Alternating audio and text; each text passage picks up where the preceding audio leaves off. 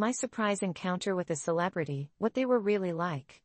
My surprise encounter with a celebrity, what they were really like.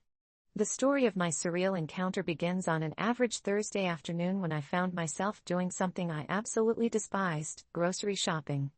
I'd procrastinated all week, and the contents of my fridge had dwindled to a depressing jar of pickles and a carton of milk that was probably on the verge of mutiny. The local supermarket was a fluorescent-lit nightmare, filled with squeaky-wheeled carts, the cry of a distant baby in the cereal aisle, and the Muzak version of Sweet Caroline looping endlessly through the overhead speakers. I was standing in the produce section, inspecting a pile of suspiciously shiny apples, when the atmosphere around me shifted. You know that feeling you get when someone important walks into a room? It was like that, a collective ripple of excitement and tension that made me turn my head. At first, I didn't believe my eyes. There, standing a few feet away from me, casually examining a bunch of bananas, was none other than A-lister Liam Harper. Yes, the Liam Harper, the action star whose movies I'd binge-watched countless times, whose face was plastered across billboards, and who, to my knowledge, had no business being in a small, middle-of-nowhere town like mine. He wore a baseball cap pulled low over his forehead, dark sunglasses that couldn't quite hide his chiseled jawline, and a simple hoodie that seemed woefully inadequate for disguising his celebrity status. My brain short-circuited. Celebrities didn't just waltz into supermarkets to casually pick fruit, right? But there he was, in the flesh, and no amount of rationalizing could convince me otherwise. A few other shoppers had noticed him, too, and the whispers started immediately. Despite the excitement crackling in the air, Liam looked calm, almost detached, as if he were trying to blend in with the rest of us mere mortals. I stood frozen, clutching a plastic bag of Granny Smiths like an idiot, debating whether I should approach him. I wasn't a fangirl, okay, maybe a little, but the idea of actually speaking to someone I'd only seen on the big screen made my heart race. Before I could make a decision, something bizarre happened. A little boy, probably no older than 6, stumbled into the produce section, looking lost and terrified. His wide, tear-filled eyes darted around, and he was sniffling so hard I thought he might hyperventilate. No one else seemed to notice him, too absorbed in whispering about Liam or preoccupied with their grocery lists. But Liam noticed. His posture changed instantly, his casual nonchalance replaced with a laser-focused intensity. He dropped the bunch of bananas he was holding and crossed the distance to the boy in 3 long strides. "Hey, buddy," he said, kneeling so he was eye level with the kid. His voice, usually deep and commanding in his films, softened in a way that made my chest tighten. "Are you lost?" The boy nodded, hiccuping on a sob. Liam's sunglasses slipped down his nose as he offered a reassuring smile. "It's okay. We'll find your parents, all right?" I watched, mesmerized, as he gently took the boy's hand and stood, glancing around for someone who might be frantically searching for their missing child. His calm demeanor and genuine concern were so different from the cocky, invincible characters he played in movies. In that moment, he was just a decent human being helping a scared kid.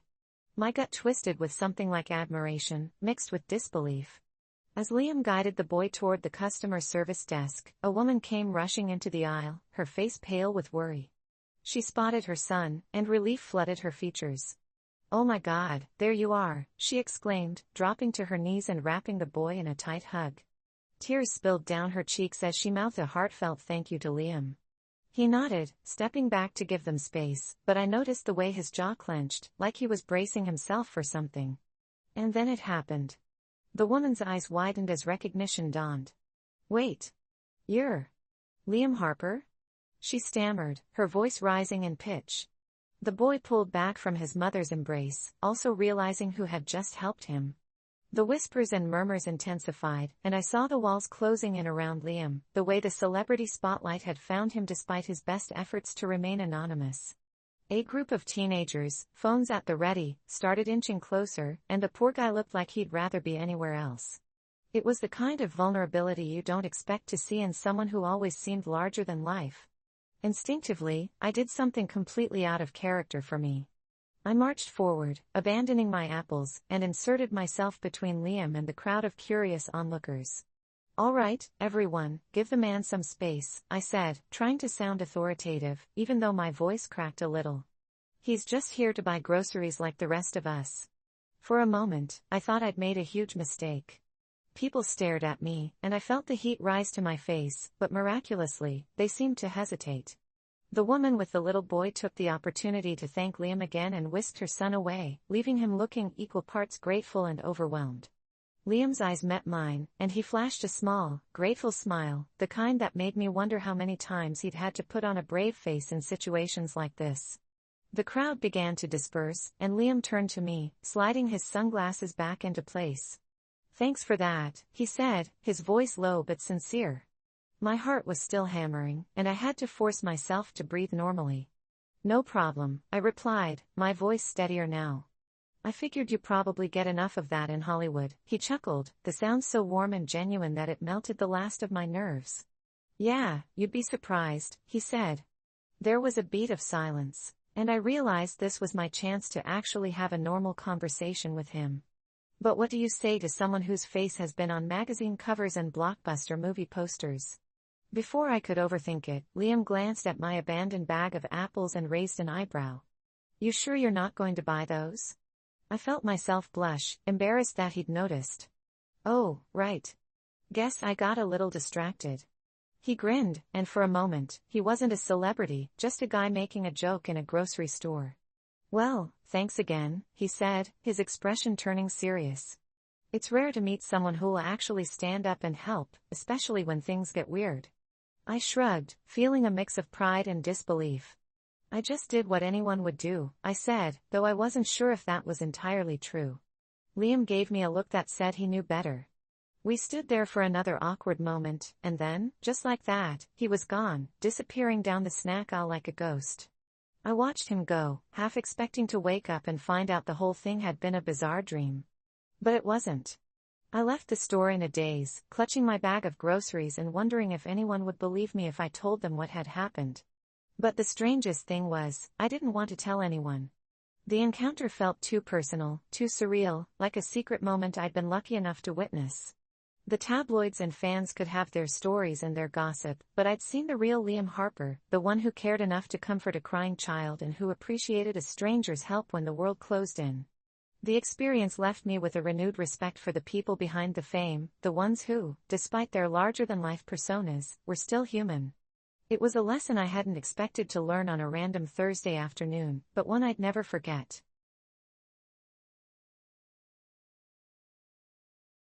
Caught between two friends, my toughest decision yet. Caught between two friends, my toughest decision yet.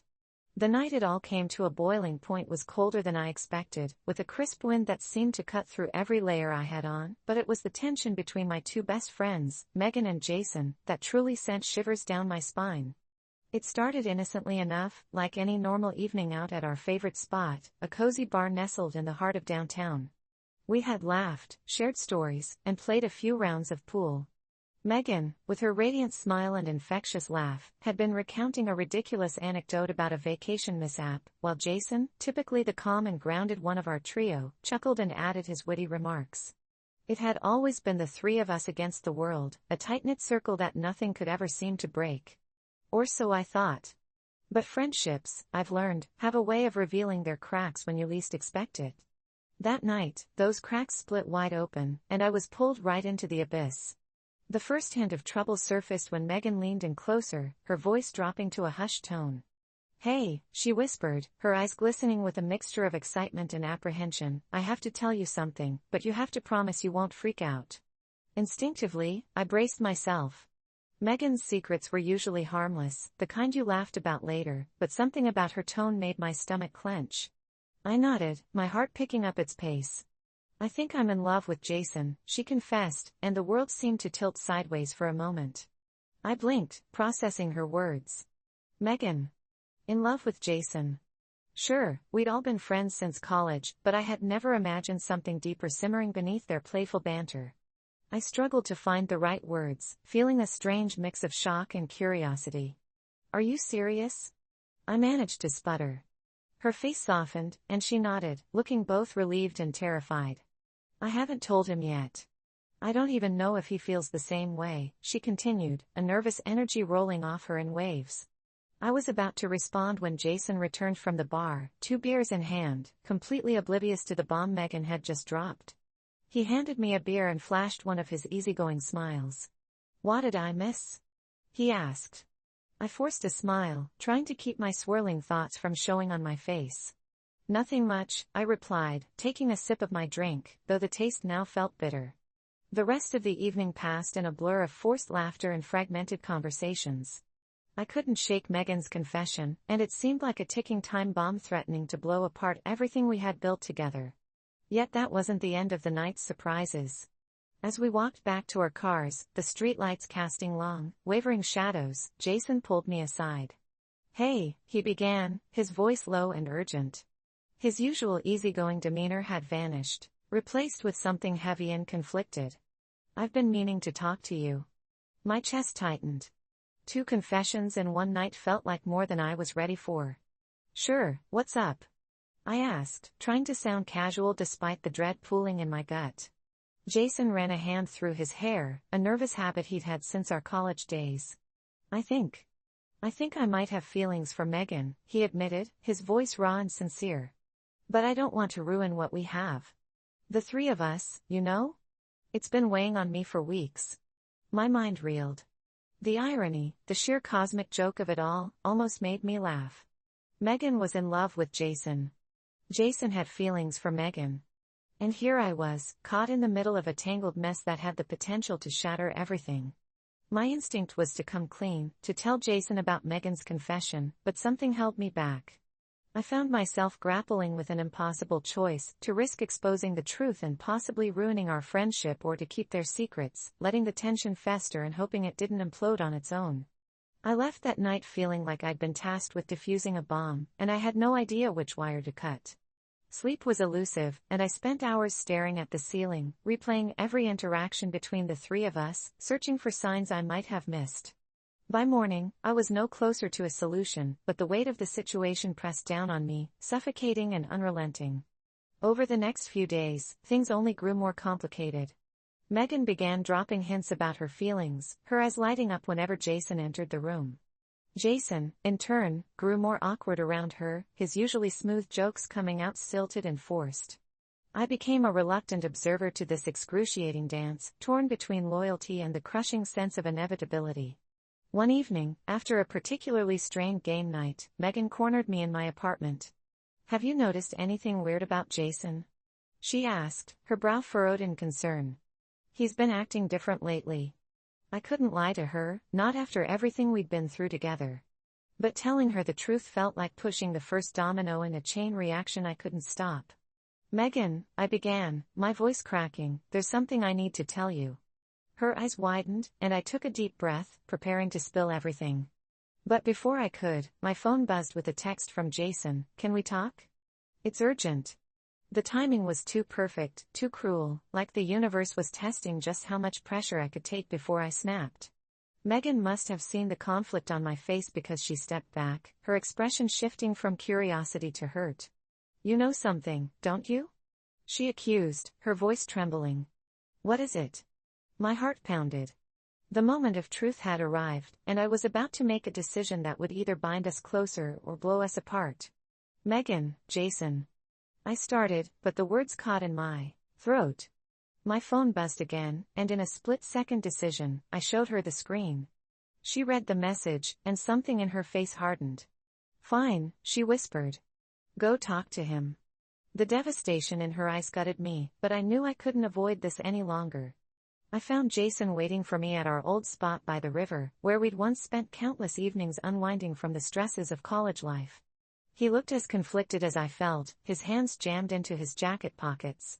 "Thanks for coming," he said, his voice thick with anxiety. "I've been losing sleep over this." I crossed my arms, the cold air biting at my skin. "Jason, Megan's in love with you," I blurted out, unable to carry the secret any longer. His eyes widened, a mixture of relief and disbelief flashing across his face. "She is," he whispered. I nodded, feeling a strange mix of hope and dread. "She told me the other night, but she's terrified of ruining our friendship." He ran a hand over his face, processing the revelation. "I feel the same way about her," he admitted, his voice breaking. "But what if we try, and it all falls apart? What if we lose everything?" The vulnerability in his eyes, the genuine fear of losing our bond, made my chest ache. "I can't tell you what to do," I said softly. "But hiding how you feel isn't sustainable. You have to talk to her." Jason stared out at the river, the moonlight reflecting off the dark water.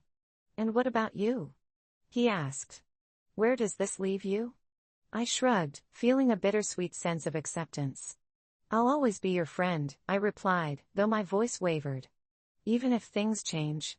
That night, Jason and Megan finally had the conversation they both dreaded and needed.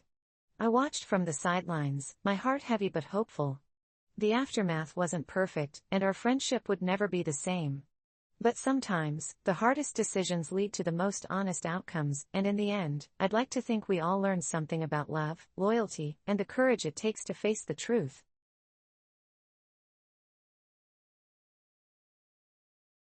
The Gift That Ruined Christmas, a Family Feud. The Gift That Ruined Christmas, a Family Feud.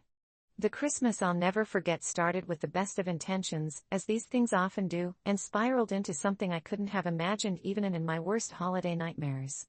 It had always been a sacred tradition in our family to gather at my grandparents' house every year, no matter the weather, no matter how far we had to travel. The air would be filled with the scent of cinnamon and pine, the halls decorated with garlands and fairy lights, and the living room practically bursting with presents under the enormous tree. My grandmother, ever the meticulous hostess, ensured everything ran smoothly, from the perfectly cooked Christmas ham to the carefully orchestrated gift exchange. But that year, a single present managed to unravel decades of tradition and harmony, sparking a feud that tore through our family like a raging wildfire. It began innocently enough. We were all gathered around the tree, sipping on eggnog and laughing at Uncle Joe's terrible dad jokes, when my cousin Emily handed out the last gift. It was a small, tastefully wrapped box, and it had my Uncle Greg's name on it. Emily, ever the prankster, flashed a mischievous grin as she passed it to him. Everyone leaned in, intrigued, expecting another one of her infamous joke gifts. Uncle Greg raised an eyebrow, his curiosity piqued. He carefully peeled away the wrapping paper, revealing a sleek black box. His eyes widened when he saw the name on the lid, Heritage DNA. "You didn't," he said, half amused, half nervous. Emily giggled. "I did. Come on, you've been talking about wanting to trace our roots for ages. Now you can do it." The room buzzed with laughter and chatter, everyone speculating about what Uncle Greg's ancestry results might reveal. But beneath the surface, something shifted. My dad's face grew pale, and I noticed my grandmother's smile tighten, the joy draining from her eyes. At the time, I didn't think much of it, chalking it up to the general chaos of Christmas morning. But the tension that settled over the room was thick enough to cut with a knife. Uncle Greg chuckled awkwardly, putting the box aside. "Thanks, Emily. I'll, definitely check it out later," he said, but the way his voice wavered made my stomach knot. For a moment, the festivities resumed, though with an odd undercurrent of unease. But when my grandmother suddenly excused herself and disappeared into the kitchen, my dad followed her, his brow furrowed with concern. The rest of us exchanged uneasy glances, unsure if we should intervene or pretend nothing was wrong. Being the nosy person I am, I decided to investigate. I quietly made my way to the kitchen, careful not to draw attention to myself, and listened in on their hushed conversation. "How could she do this?" my grandmother was saying, her voice cracking. "After everything we've worked to keep hidden." "Mom, calm down," my dad whispered, though he sounded anything but calm. "We don't even know if he'll go through with it. It might mean nothing. Or it could mean everything," my grandmother snapped. "Our whole family. It could all come crashing down." My heart raced, and I stepped back, trying to process what I'd just overheard. Hidden secrets. A family history they were desperate to keep buried? It was like something out of a soap opera, but this was real, and it was happening right in front of me. When I returned to the living room, the atmosphere had grown even frostier. Uncle Greg, oblivious to the drama unfolding in the kitchen, was laughing with my aunts and uncles, but it felt forced, like everyone was trying too hard to maintain the facade of Christmas cheer. Later that evening, after dinner, the tension boiled over. My dad pulled Uncle Greg aside, and I saw them talking in the corner, their voices growing louder with each passing minute. "Just don't do it," my dad was saying, his voice tinged with desperation. "You don't know what you're getting into." Uncle Greg's face darkened. "What's your problem?" he snapped. "It's a harmless test. I just want to know where we come from. Why are you acting so weird?" My dad's jaw clenched, and he glanced nervously around the room, where the rest of the family was pretending not to listen. "It's not harmless," he hissed. "There are things better left buried." The room fell silent, all eyes on the two of them. Emily, looking horrified, tried to interject. "Guys, I didn't mean to start anything. It was just a gift, for fun." But my dad wasn't listening. "You have no idea what kind of damage this could do," he said, his voice breaking. Uncle Greg glared at him, his fists clenched. "What are you so afraid of?" he demanded. "What are you hiding?" And then, to everyone's shock, my grandmother stormed into the room, her face pale and eyes blazing. "Enough," she shouted, her voice trembling with anger and something that looked like fear. "If you must know the truth, then fine. But don't say I didn't warn you." The room fell into stunned silence. Even the youngest kids, who had been playing with their new toys, stopped and stared. My grandmother took a deep breath, and I could see the weight of whatever secret she was about to reveal pressing down on her. "Years ago," she began, her voice wavering, "before any of you were born, there was a situation. A mistake, one that could have ruined us. We thought we'd put it behind us, but this DNA test, it could bring everything back." My heart pounded as she went on, detailing a sordid story of an affair, a hidden pregnancy, and a family cover-up that sounded like something out of a crime novel. Apparently, one of our uncles, an uncle we'd grown up with, loved, and called family, might not be related to us by blood. The details were hazy, and she clearly left out parts she couldn't bear to say out loud, but the damage was done. The room erupted into chaos. Accusations were hurled, tears were shed, and the warm glow of Christmas had been extinguished, replaced by a bitter, icy storm of betrayal. Emily was sobbing, blaming herself for the fallout, while Uncle Greg sat in stunned silence, clutching the DNA kit like it was a grenade that had just gone off in his hands.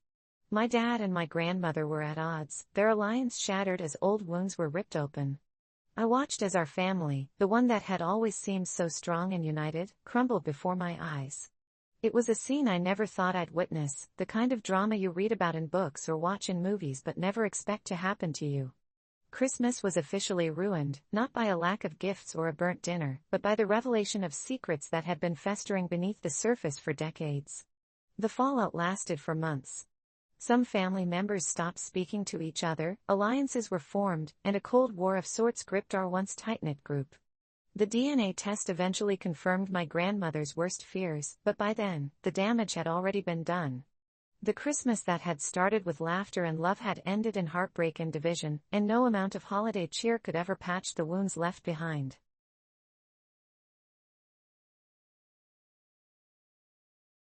I learned a shocking truth about my best friend's past.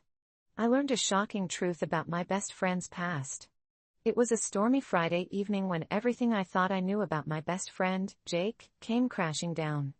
We were holed up in my apartment, rain pounding against the windows and lightning splitting the sky in jagged white lines. The two of us had been friends since grade school, practically inseparable, and we'd weathered our fair share of teenage drama and early adulthood misadventures. I thought I knew everything about him, the embarrassing childhood stories, his high school crushes, and even the secrets he'd sworn me to keep, but nothing could have prepared me for what I was about to discover. We were playing one of our usual rounds of video games, trading playful insults and laughing over a half-eaten box of pizza, when Jake's phone buzzed. His laughter died mid-sentence as he glanced at the screen, and an expression I couldn't quite place flickered across his face. Fear, maybe. Guilt? Whatever it was gone in an instant, replaced by a forced smile that I could tell was all wrong. "Everything okay?" I asked, trying to sound casual, but he didn't answer right away. Instead, he put his phone face down on the table, muttered something about a spam call, and reached for another slice of pizza. But the moment had passed, the easy atmosphere soured by something I couldn't quite identify. The game carried on, but my mind was elsewhere, turning over that weird moment in my head. Jake was usually so easygoing, the kind of guy who could shrug off almost anything. But whatever had been on that phone had shaken him. After a while, he excused himself to the bathroom, and I couldn't help it. I glanced at his phone, still sitting there on the table. The screen had lit up again with a text notification. Now, I'm not usually one to snoop, but there was something about the way Jake had reacted that made my curiosity gnaw at me like an itch. I rationalized it to myself, if it really was something harmless, then no harm done. But when I picked up the phone and read the text, my heart nearly stopped. It was from a number I didn't recognize, but the message was what got me. You can't hide from your past forever. They're coming. A chill ran down my spine, and for a moment, I just stared at the words, trying to process them. Who was they? What past was this message talking about? The bathroom door creaked open, and I barely managed to put the phone back down before Jake stepped back into the room. He looked at me, and for the first time, I noticed the shadows under his eyes, the tension in his jaw that I'd missed before. I knew I had to ask him about it, but I wasn't sure how. Jake sat down, and I tried to act normal, but my mind was racing. The rest of the evening passed in a haze, my brain churning through possibilities, each one more unsettling than the last. When Jake finally left for the night, I found myself pacing the living room. That message burned into my thoughts. I couldn't sleep. The storm outside had only grown worse, and the wind howled around the building, rattling the windows. I kept thinking about all the times Jake had been there for me, the friend who'd helped me through heartbreaks, failures, and everything in between. But now there was something he hadn't told me, something big. And I needed to know what it was. The next morning, I made up my mind. I called Jake, but he didn't pick up, so I decided to pay him a visit. His apartment was a short walk away, and I braved the still drizzling rain to get there. When I arrived, I found his front door slightly ajar. A bad feeling twisted in my gut as I stepped inside, calling his name. No answer. The place was eerily silent, and my heart thumped painfully in my chest. I searched the apartment, and it looked like he'd left in a hurry. Drawers were open, clothes scattered everywhere, and his laptop sat abandoned on the coffee table, the screen still on. I hesitated before approaching it, but the unease I felt pushed me forward. The screen displayed a web page that looked like some kind of forum, filled with threads about conspiracy theories, missing persons, and encrypted messages. One thread in particular had Jake's username attached to it, and the title made my blood run cold. Survivors of Project Obsidian, share your story. My pulse pounded in my ears as I read through the thread. Jake had posted under an alias, but I recognized his writing, the humor and sarcasm that only he could pull off. But what he was talking about was anything but funny. He described being part of something called Project Obsidian, a government experiment that had been officially erased from history. The details were vague, but he mentioned being taken as a child, subjected to tests, and eventually escaping. I struggled to breathe, my mind reeling with the implications. Jake had never mentioned anything like this before, not even once. My childhood best friend had been harboring a secret so massive, so impossible, that I didn't know what to believe. Just then, the front door slammed shut, and I nearly jumped out of my skin. I spun around to see Jake standing there, soaked to the bone, his face a mask of exhaustion and fear. "You shouldn't be here," he said, his voice low and tight. "Jake, what the hell is going on?"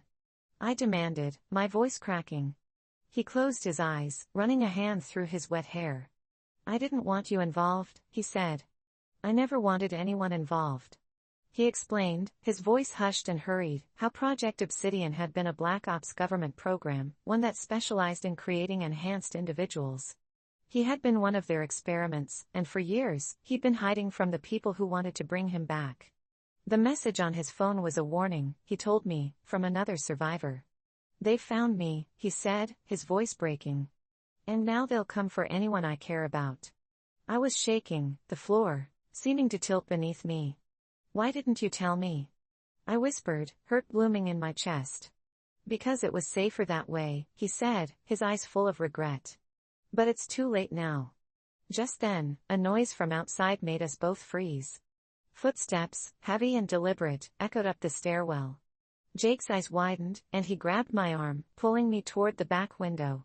"We have to go," he said, and before I could protest, we were clambering out onto the fire escape, rain slicking the metal beneath our feet. Below us, a group of men in dark suits and tactical gear burst into Jake's apartment, their voices sharp and commanding. My mind was a blur of terror and confusion as Jake led me down the fire escape, his grip on my arm bruisingly tight. We hit the ground running, splashing through puddles and ducking into alleyways, my lungs burning and my heart pounding. We didn't stop until we reached the outskirts of the city, hidden in the shadows of an abandoned warehouse. Jake turned to me, his face pale but determined. "I'm sorry," he said, and there was so much sorrow in his eyes. "For dragging you into this. What do we do now?" I asked, my voice trembling. He looked out at the rain, the storm still raging. "We survive," he said, and something in his voice told me that this was just the beginning. The life I had known, the friendship I had taken for granted, was gone, replaced by a reality I still couldn't fully comprehend. But as I stood there, soaked and terrified, I knew one thing for certain: whatever happened next, I wasn't leaving Jake's side. Not now, not ever. How I faced my fears during a scary trip. How I faced my fears during a scary trip. I had always been the kind of person who avoided anything remotely terrifying. Heights? Nope. Spiders? Hard pass. And don't even get me started on the dark. I'm still the person who sleeps with a nightlight. So when my friends proposed a camping trip to a supposedly haunted forest that lay deep in the heart of the mountains, my immediate reaction was to back out. But after some serious peer pressure and a little too much pride to admit I was afraid, I reluctantly agreed. I told myself it was just one night, and I could handle one night. Little did I know, that one night would completely change my perception of fear and, in many ways, myself. The drive up to the forest was an experience in itself. As we wound our way up the narrow mountain road, thick trees loomed over us on both sides, creating a canopy so dense it almost felt like nightfall despite it being the day. The sky grew cloudy, and soon rain started to pour, drumming on the car roof as if warning us to turn back. We finally reached the entrance to the trail, and as soon as I stepped out of the car, a chill ran through me. I brushed it off, though, blaming it on the cold rain and the lack of sleep from the restless night before. My friends, meanwhile, seemed totally unfazed as they laughed and joked, their voices echoing in the quiet, eerie forest. Armed with backpacks and flashlights, we started the hike to our campsite, a spot nestled near the edge of a small lake a few miles into the woods.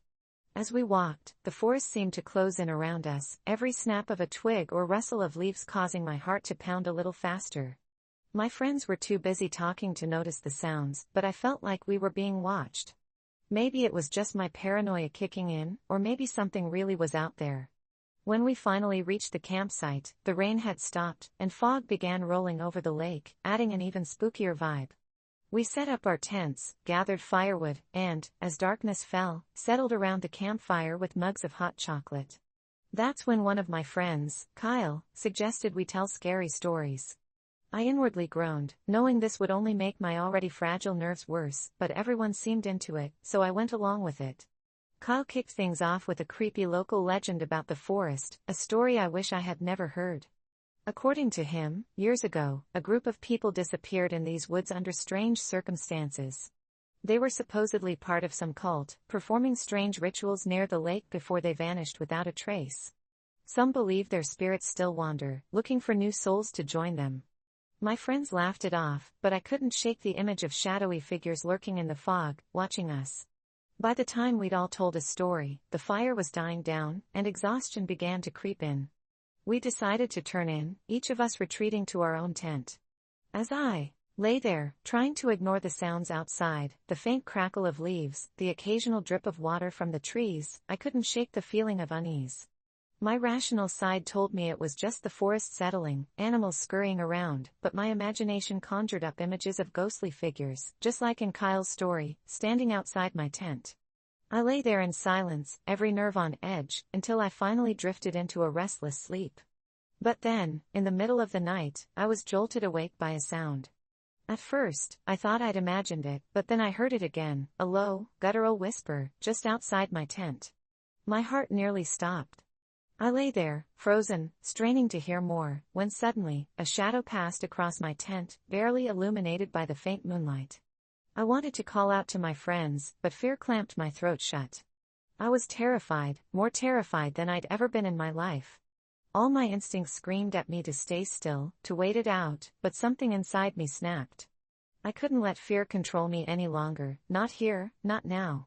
Summoning every ounce of courage I had, I unzipped the tent and stepped outside, the cold air hitting me like a slap. I scanned the area, my flashlight casting beams through the thick fog. My friends' tents were silent and still. I was about to call out when I heard it again, that same whisper, low and garbled, seeming to come from the edge of the lake. Against my better judgment, I started walking toward it, each step feeling heavier, like I was wading through water. As I got closer to the lake, the fog thickened, making it hard to see. The whispers grew louder, and now they seemed to be coming from all directions, surrounding me. Just as I was about to turn back, I saw something, a figure standing on the edge of the lake, barely visible through the fog. I froze, the flashlight shaking in my hand. The figure turned, and I saw a face, but it wasn't quite right. The features were blurred, almost shifting, like I was looking at it through rippling water. Then it spoke, or maybe it was just another whisper, but I heard it as clear as day. "Why did you come here?" My heart hammered, and I felt a wave of fear so intense I thought I'd collapse. But something kept me rooted to the spot. "Who are you?" I whispered, barely able to get the words out. The figure tilted its head, studying me with eyes that seemed too dark, too empty. "We are the ones who stayed," it said, its voice an echo that seemed to come from within my own mind. I don't know what possessed me to keep talking, maybe desperation or the need to know, but I asked, "What do you want?" The figure's face twisted into something like a smile, though it was more disturbing than comforting. "Company," it whispered. "We're so lonely." Suddenly, there was a movement from behind me, and I spun around, only to see my friends standing there, their faces pale, their eyes wide with fear. Apparently, they had heard the whispers too and had woken up too. "Find me gone." They had followed the sound of my footsteps and were as terrified as I was. In that moment, the spell seemed to break. We turned and ran back to the campsite, not stopping until we were huddled around the dying embers of the fire, gasping for breath, our hearts pounding in our chests. No one said a word, but we all understood. We had seen something that defied explanation, something we couldn't rationalize or laugh off. As the first rays of dawn broke through the trees, we packed up in silence and hiked back to the car, each of us lost in our own thoughts. That drive home was the quietest I'd ever experienced, the memory of that night etched into my mind, too vivid to ignore. I haven't been back to that forest since, and I doubt I ever will. But sometimes, in the dead of night, when I'm alone, I swear I can still hear those whispers, faint and distant, calling me back to that lake, back to the fog, back to the ones who stayed. The job offer that was too good to be true, my experience. The job offer that was too good to be true, my experience. It all started with an email, a simple notification about a job that seemed like a once-in-a-lifetime opportunity. I'd been struggling to find decent work for months, the kind that paid well enough to actually cover my bills, so when this message popped up in my inbox, promising a position at an exclusive consulting firm with a six-figure salary, flexible hours, and full benefits, I was intrigued. Honestly, it sounded way too good to be true, but curiosity got the best of me, and I clicked on the link. Their website was impressive, sleek, professional, with testimonials from top-tier clients, most of whom I'd heard of. I skimmed through their mission statement, read the employee reviews, and watched a brief video of the CEO discussing the company's values and vision. The whole thing seemed legitimate. The application process was short, surprisingly so, and within hours of submitting my resume, I received a call from a woman named Vanessa who introduced herself as the HR manager. Vanessa's voice was warm and friendly, the kind of voice that immediately put you at ease. She told me that they'd reviewed my qualifications and thought I'd be an ideal fit for the role. She spoke so highly of my supposed skills that it took me a moment to realize that I hadn't actually interviewed yet. I was so flattered by her praise that I didn't think to question it. Vanessa then informed me that the job required a background check and a few preliminary tests, all standard procedure for high-level positions. She assured me they would handle everything, and all I had to do was give her my personal information, address, social security number, driver's license number, all of which I provided without hesitation. Looking back, I'm embarrassed by how easily I handed over everything, but in that moment, it felt like an opportunity I couldn't afford to lose. After the call, I received an official-looking email detailing my next steps, which included signing a non-disclosure agreement and filling out a direct deposit form so they could set up my account for payroll.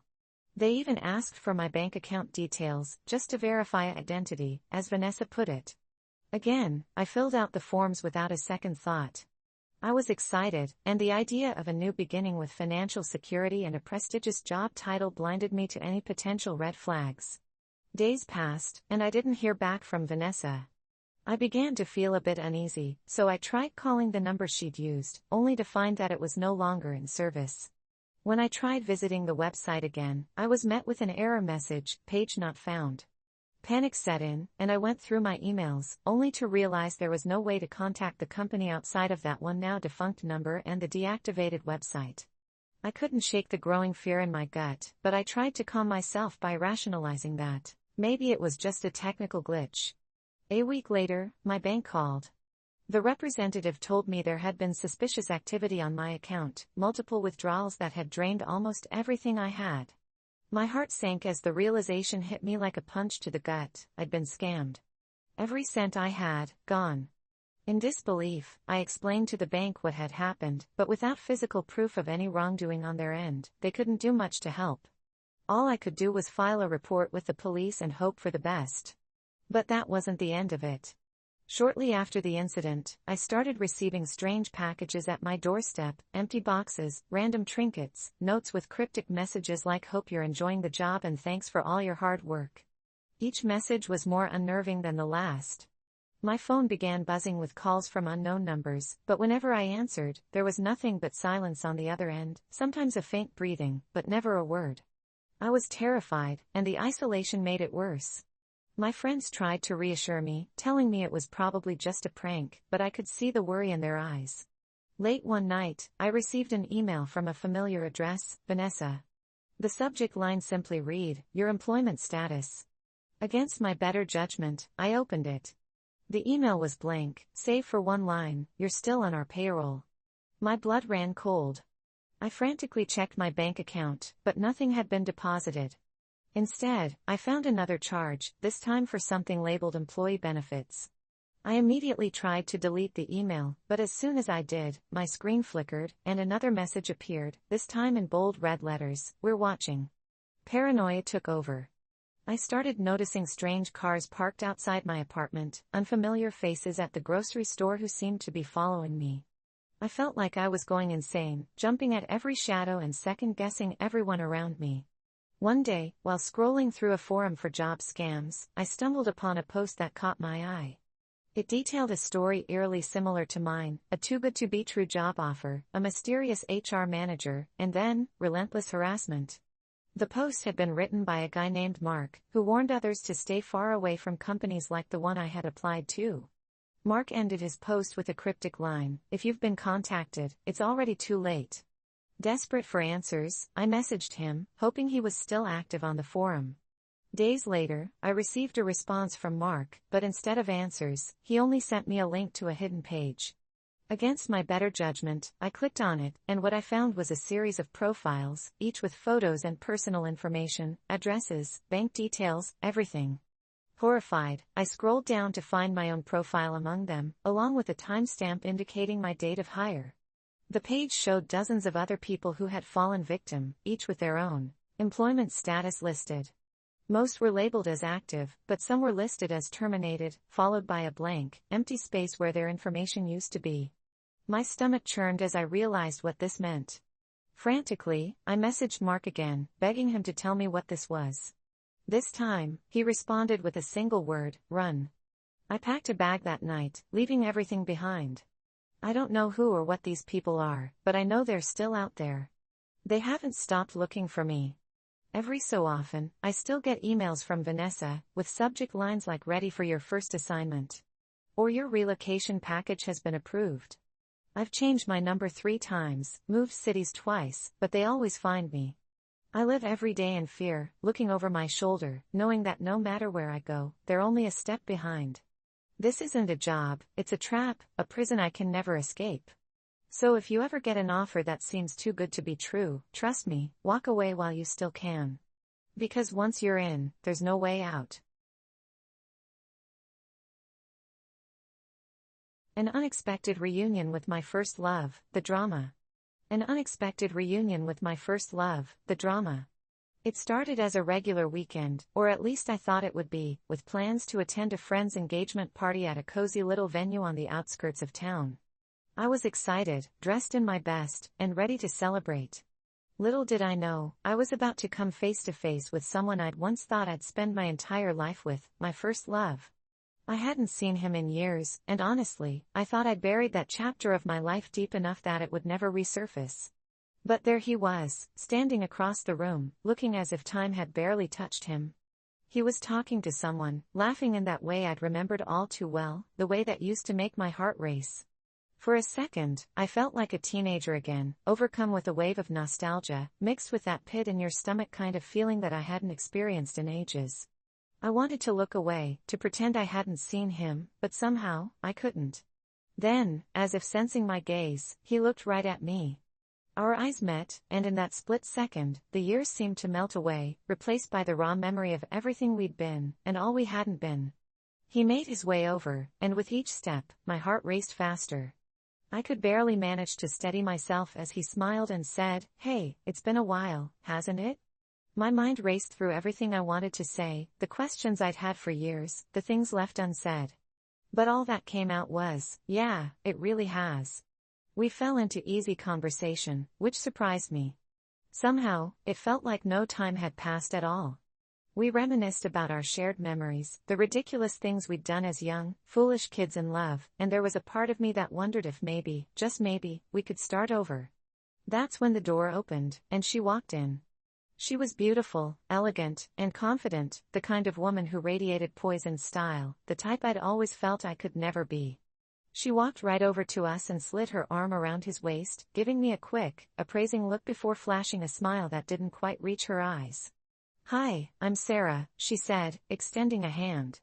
He looked a little uneasy, as if he hadn't expected her to show up just yet, but he quickly masked it with a smile of his own. "This is my fiancé," he said, his words stabbing through me like a knife. Fiancé. The word hung heavy in the air, filling the space between us with a thick, awkward tension. I forced a smile, trying to hide the hurt that was clawing its way to the surface. He had moved on, and clearly, he was serious about this woman, this stranger who now stood beside him, claiming the future we'd once dreamed of sharing. It was a strange feeling, to see the life I'd imagined with him in someone else's hands. I could tell Sarah was trying to gauge me, her eyes flicking back and forth between us, perhaps sensing the history that was silently screaming between us. She didn't let go of him, holding on to him a little tighter, as if staking her claim. I excused myself, pretending I needed to grab a drink, hoping to escape before my emotions betrayed me. As I stood at the bar, clutching my drink, trying to steady my breathing, I felt a hand on my shoulder. It was him again, and the look in his eyes told me he'd followed me to talk. "I didn't know you'd be here tonight," he said softly, as if that would somehow soften the blow of seeing him with someone else. "Neither did I replied, not meeting his gaze. "But I guess life has a funny way of throwing curveballs," he sighed, and for a moment, he looked like he wanted to say something more, something deeper, but instead, he just apologized. He apologized for everything, how things ended, how he handled it, how he moved on too fast. He admitted that he'd thought about reaching out 1,000 times but never did, fearing it would stir up old wounds. The sincerity in his voice made it worse because part of me wanted to forgive him, to let it go, but the other part of me was still hurt, still carrying the weight of what we'd lost.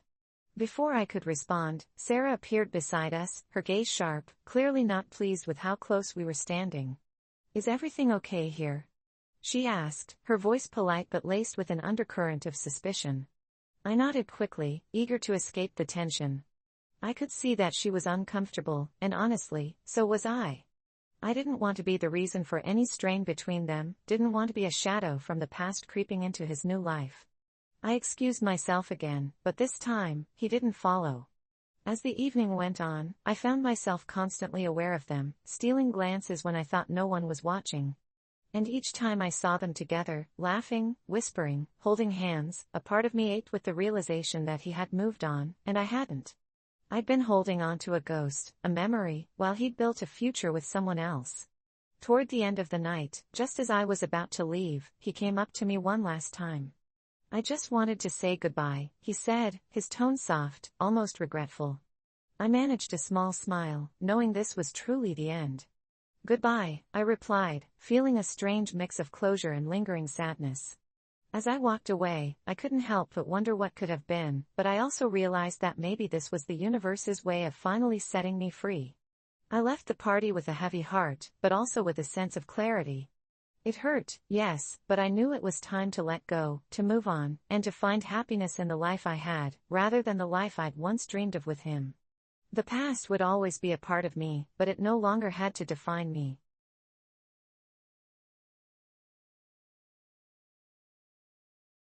My family's reaction to my career choice, you won't believe it. My family's reaction to my career choice, you won't believe it. I never thought my career choice would lead to such a huge rift with my family, especially since I'd always been close to them. Growing up, there was this unspoken rule in our family that we'd follow respectable paths. My dad was a surgeon, my mom a successful lawyer, and even my older siblings took traditional routes. One became a banker, and the other a professor. So, when I first announced my decision to them, I didn't expect an easy conversation, but I didn't anticipate the intensity of their response either. I'd been in school for a few years, dutifully studying pre-med like they wanted, going through the motions even though I knew deep down it wasn't for me. Every biology lecture, every chemistry lab, and every hour spent buried in medical textbooks felt like I was sinking further away from myself. Then, in my second year, I stumbled into an elective art class, just needing something to break up the monotony, something that would give me a breath of fresh air from the heavy science load. But that class changed everything. Suddenly, I felt alive. Sketching, painting, sculpting, everything about it felt right, like I'd finally found what I was meant to do. I started spending more time in the studio, working late nights, skipping study sessions, missing family calls because I was too engrossed in my latest piece. It wasn't long before I made the decision to drop pre-med altogether and pursue art full-time. I wanted to break the news gently, so I planned a family dinner. They all arrived, looking proud and expectant, thinking I'd be sharing my plans for med school applications. I took a deep breath and told them I'd made a decision about my future. I'm going to be an artist, I said, trying to keep my voice steady, thinking that if I sounded confident, they'd accept it. Silence filled the room. My dad's face fell, and my mom just stared, like I'd spoken a foreign language. My older brother laughed, thinking I was joking, and when I didn't laugh with him, his face turned cold. An artist. My mom finally said, her voice laced with disappointment. Do you know how hard we've worked to give you this opportunity? And you're throwing it all away for painting. My dad's reaction was even worse. He stood up, not saying a word, just shaking his head as he left the table. I could feel my chest tighten as I watched them all turn away, unable or unwilling to understand. They kept calling my decision a phase, a waste of my potential, a betrayal of the family's legacy. For weeks, they tried everything to change my mind. They held interventions, bringing in family friends and mentors to talk me out of it. They reminded me of every sacrifice they'd made, of the dreams they'd had for me since I was a kid. They stopped helping with my tuition, thinking financial pressure would bring me to my senses. But instead, it made me more determined. I started working 2 part-time jobs just to stay afloat, sacrificing sleep and social life to keep myself in school. I'd spend my nights in the art studio, often crying from the exhaustion but never once regretting my decision. My work improved, and soon, I was invited to participate in a local art showcase. I thought maybe this would be my chance to show my family I was serious, that I wasn't just playing around. I invited them, even though I was terrified they wouldn't come. On the night of the show, I scanned the crowd, hoping to see familiar faces, but they didn't come. Instead, they texted me after, saying they were disappointed and didn't want to support a mistake. I felt crushed, but I poured that pain into my art. My work started getting noticed, and I even sold a few pieces. A well-known gallery offered to feature me, and for the first time, I felt a flicker of hope that maybe I'd prove them wrong. Months passed, and I continued to struggle, balancing work, school, and my art. Then, one evening, as I was preparing for my gallery debut, my mom showed up at my apartment unannounced. She looked around at my cramped space, at the walls covered in my art, and she looked tired, like she'd finally come to terms with the reality of my choice. We had a long talk that night. She didn't apologize, but she did ask questions, for the first time trying to understand why this mattered to me. You were supposed to be our success story, she whispered, as if talking to herself more than to me. We thought you'd make us proud.